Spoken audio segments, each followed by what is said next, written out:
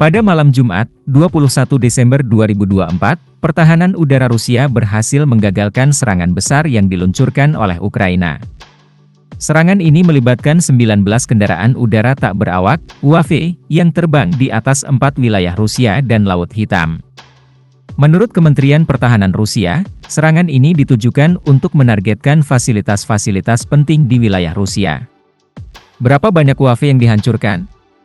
Kementerian Pertahanan Rusia melaporkan bahwa semua 19 UAV yang terlibat dalam serangan ini berhasil dihancurkan sebelum mencapai target mereka. Meskipun tidak ada rincian mengenai kerusakan atau korban akibat serangan ini, keberhasilan pertahanan udara Rusia menunjukkan kemampuan mereka dalam menanggulangi ancaman dari UAV yang meningkat dalam beberapa minggu terakhir. Serangan besar di Kazan, apa yang terjadi?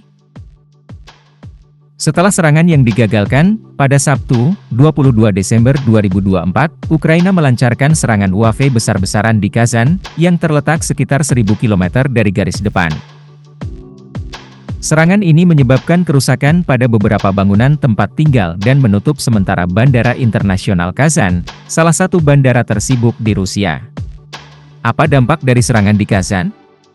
Salah satu UAV dikabarkan menghantam blok apartemen bertingkat tinggi, merusak gedung pencakar langit di kota berpenduduk lebih dari 1,3 juta orang. Meskipun tidak ada korban jiwa yang dilaporkan, video di media sosial menunjukkan momen saat pesawat nirawak menghantam gedung, menyebabkan ledakan yang signifikan. Juru bicara Kementerian Luar Negeri Rusia, Maria Zakharova, menyatakan bahwa 2 pesawat nirawak berhasil menghantam blok apartemen 37 lantai dan menargetkan fasilitas industri yang tidak disebutkan, meskipun fasilitas tersebut tidak mengalami kerusakan. Apa tanggapan dari pemimpin Ukraina? Presiden Ukraina Volodymyr Zelensky menanggapi serangan ini dengan menyatakan, "Kami pasti akan terus menyerang target militer Rusia dengan pesawat nirawak dan rudal." Pernyataan ini mencerminkan tekad Ukraina dalam melanjutkan serangan terhadap Rusia. Setelah serangan, beberapa warga Kazan dievakuasi sebagai tindakan pencegahan, meskipun otoritas Rusia tidak memberikan angka pasti mengenai jumlah evakuasi. Selain itu, semua acara publik besar di daerah tersebut dibatalkan. Apa yang terjadi selanjutnya? Serangan ini menunjukkan eskalasi ketegangan antara Rusia dan Ukraina, terutama dengan penggunaan UAV sebagai senjata dalam konflik ini.